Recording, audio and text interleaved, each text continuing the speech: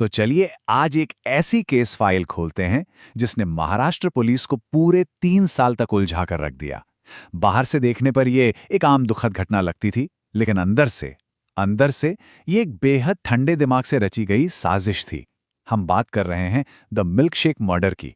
इस केस की clinical profiling में हम सिर्फ वारदात को नहीं, बल्कि उन मनोवैज्ञानिक और सिस्टमैटिक लूपहोल्स की गहराई में जाएंगे जो ऐसे अपराधों को जन्म देते हैं। अब सबसे बड़ा सवाल ये उठता है कि कोई ऐसा शख्स जिसने एक परफेक्ट क्राइम किया हो और जो 3 साल तक बिल्कुल सेफ हो, वो अचानक आकर अपना जुर्म क्यों कबूल कर लेगा। इसे समझने के लिए हमें एक इन्वेस्टिगेटिव क्रिमिनल साइकोलॉजिस्ट की तरह सोचना होगा। हमें सिर्फ मौत के तरीके पर नहीं, बल्कि उस टॉक्सिक साइकोलॉजी पर फोकस करना है जो इस पूरी घटना की असली जड़ थी। तो इस केस स्टडी में हम कुछ अहम पहलुओं पर बात करेंगे। सबसे पहले केस के फैक्ट्स, फिर पिता की हत्या के पीछे की साइकोलॉजी, सिस्टम की कमियां यानी अनुकंपा नियुक्ति का रोल, सोशल मीडिया बना मसल जिंदगी, ईगो इंजरी का इम्पैक्ट और अंत में प्रशासनिक फेलियर के नतीजे। आइए सीधे केस फाइल पर चलते हैं। द मिल्कशेक मर्डर घटना के बेसिक्स से शुरू करते हैं। चंद्रपुर सिटी पुलिस स्टेशन के 45 साल के हेड कांस्टेबल जयंत 25 अप्रैल 2023 की सुबह वो ड्यूटी के लिए निकले पर कभी वापस नहीं आए। अगर हम इस केस की टाइमलाइन देखें तो ये काफ़ी अजीब है। अप्रैल 2023 में हत्या होती है, ठीक 1 महीने बाद आरोपी की शादी हो जाती है।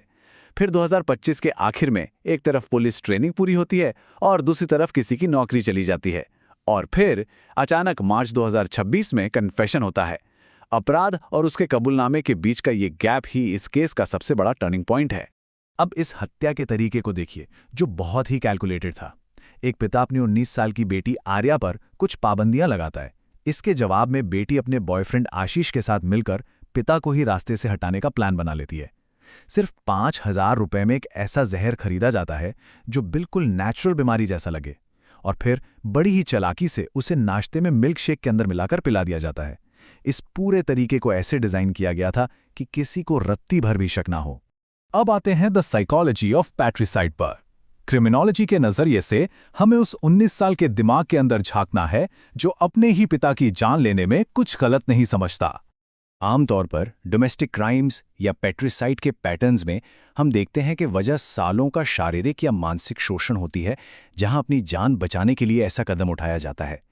लेकिन इस केस में ऐसा बिल्कुल नहीं था। यह सर्वाइवल की लड़ाई नहीं थी, ये साफ तौर पे एक साइकोलॉजिकल डिस्टॉर्शन था। मतलब एक ऐसा फैसला जो सिर्फ इंस्टेंट ग्रेटिफिकेशन, लालच और कंट्रोल के लिए लिया गया। मनोविज्ञान में इसे कॉग्निटिव डिस्टॉर्शन कहते हैं। ये वो स्टेट ऑफ माइंड है जहां इंसान अपने गलत और बेतुके विचारों को भी सही मानने लगता है। आर्या के लिए उसके पिता अब कोई इंसान या केयरगिवर नहीं रह गए थे, बल्कि वो सिर्फ एक रुकावट बन चुके थे जिसे हटाना जरूरी था। जब ऐसी सोच हावी होती है तो एम्पैथी यानी सहानुभूति पूरी तरह खत्म हो जाती है, और तभी ऐसे जघन्य अपराध को अंजाम देना मेंटली पॉसिबल हो पाता है। इसके साथ एक और कॉन्सेप्ट जुड़ता है, मॉरल डिसएंगेजमेंट। मतलब खुद को ये समझा लेना कि समाज के जो नैतिक नियम हैं वो मुझ पर लागू नहीं होते। यही वजह है कि कोई इतनी शांति से अपने ही पिता के लिए नाश्ता बना सकता है, उन्हें वो जहर वाला मिल्कशेक पीते हुए देख सकता है, और फिर उनके अंतिम संस्कार में रोने का परफेक्ट नाटक भी कर सकता है, बिना किसी पछतावे के। चलिए अब आगे बढ़ते हैं सिस्टमिक फ्लॉज यानी कंपैशनेट एम्प्लॉयमेंट की तरफ। यहां हम देखेंगे कि कैसे सरकार की एक पॉलिसी अनजाने में एक मर्डर का कारण बन गई। कंपैशनेट एम्प्लॉयमेंट ने मौत को एक मुनाफे के अवसर में बदल दिया। ये लाइन बहुत गहरी है। आर्या के बॉयफ्रेंड आशीष को अपने पिता की मौत के बाद इसी अनुकंपा नीति के तहत पुलिस में नौकरी मिली थी। इससे आर्या के दिमाग में एक खतरनाक सोशोलॉजिकल ट्रिगर सेट हो गया कि अगर पिता की मौत होती है तो सीधे एक पक्की सरकारी नौकरी मिलेगी। जो नियम एक बेसहारा परिवार की मदद के लिए बना था, वो यहां हत्या का सबसे बड़ा मोटिव बन गया। नेक्स्ट है social media versus real life. एक बिहेवियरल एनालिस्ट के तौर पर अपराधी के पब्लिक और प्राइवेट पर्सोना का अंतर समझना बहुत दिलचस्प होता है। इन दोनों के बीच का कॉन्ट्रास्ट देखिए। एक तरफ इंस्टाग्राम का वो फेक मुखौटा, care free travel, romantic video और बायो में बड़ी शान से महाराष्ट्र पुलिस और माइक्रोबायोलॉजिस्ट लिखा हुआ, और दूसरी तरफ है वो डार्क प्राइवेट रियलिटी जो पूरी तरह से जहर, हत्या और सिस्टम के मैनिपुलेशन पर टिकी थी। मर्डर के बाद भी कोई गिल्ट नहीं, बल्कि जिस इंसान को मारा उसी की जगह लेकर उसी की वर्दी पहनकर पावर का शो ऑफ करना, ये एक बेहद खतरनाक माइंडसेट है। अब आते हैं उस पॉइंट पर जिसने इस केस को पलटा, ईगो इंजरी एंड कन्फेशन। ये परफेक्ट क्राइम एक बहुत ही टॉक्सिक रिश्ते पर टिका था और हमें देखना है कि वो कौन सा ट्रिगर था जिसने इसे पूरी तरह से तबाह कर दिया। हुआ ये कि 2025 के आखिर में आर्या अपनी पुलिस ट्रेनिंग पूरी कर लेती है, लेकिन दूसरी तरफ आशीष को अनुशासनहीनता की वजह से प्रोबेशन के दौरान ही नौकरी से निकाल दिया जाता है। यहीं से रिश्ते का पावर डायनामिक पूरी तरह पलट जाता है।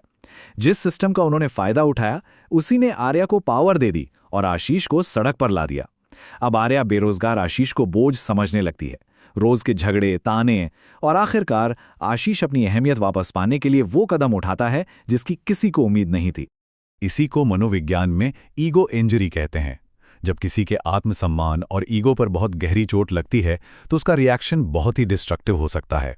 सच तो ये है कि मार्च 2026 में आशीष किसी गिल्ट या पछतावे की वजह से पुलिस स्टेशन नहीं गया था। वो इसलिए गया था क्योंकि जिस लड़की के लिए उसने मर्डर तक कर दिया, उसी ने उसके ईगो को कुचल कर रख दिया था।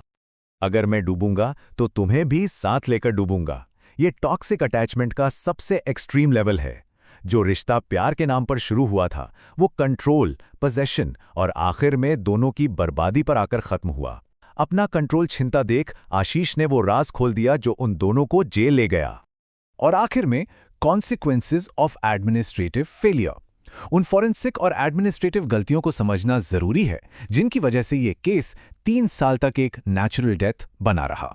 अगर हम इस पाइपलाइन को देखें तो लापरवाही साफ नजर आती है। शुरुआती पोस्टमार्टम में वो खास जहर पकड़ा ही नहीं गया।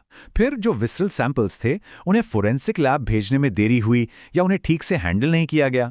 इस पूरी लापरवाही का नतीजा ये हुआ कि एक मर्डर को ऑफिशियल रिकॉर्ड्स में एक अचानक हुई प्राकृतिक मौत मान लिया गया। सोचिए, अगर आशीष का ईगो हर्ट नहीं होता तो सिस्टम की इस बड़ी चूक के चलते ये केस शायद कभी खुलता ही नहीं। तो अब ये केस हमारे सामने एक बहुत ही गहरा और परेशान करने वाला सवाल छोड़ जाता है।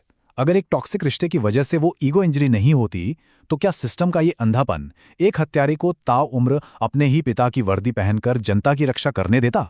ये केस फाइल सिर्फ एक क्राइम की कहानी नहीं है, बल्कि ह्यूमन साइकोलॉजी और हमारे सिस्टम की उन अनदेखी कमजोरियों का कच्चा चिट्ठा है जिसे समझना क्रिमिनोलॉजी के हर स्टूडेंट के लिए बेहद जरूरी है।